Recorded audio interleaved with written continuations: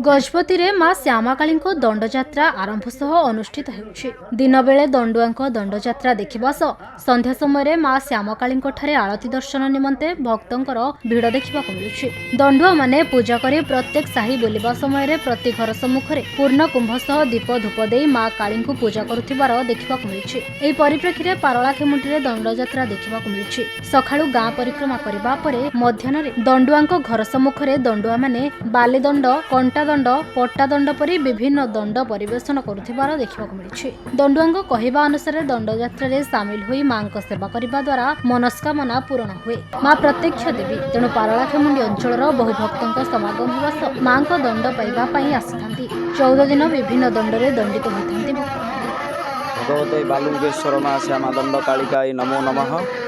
आमर 13 दिन धरी दंडयात्रा चलिबो।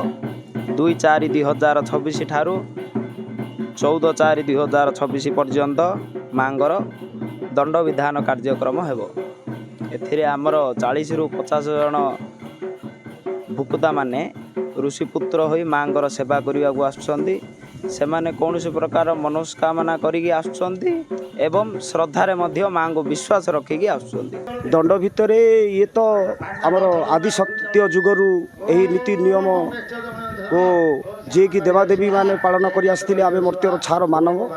एणुकरी माँ काली श्यामा कालींकर ए जो दंडयात्रा विधान प्रथम दंड आमर माँकर तातालावाली रे ऋषिपुत्र माने गढ़िबे।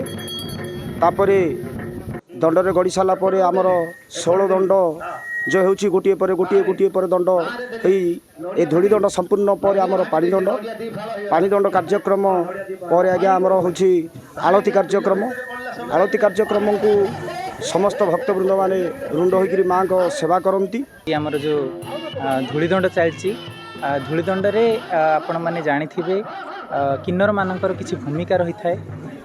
शिव महापुरु जेतोले नंगल धरी जाती बिल को चाष करने से आम पार्वती भूमिका नहीं आम घोटना धरिकी बिल को आसी था।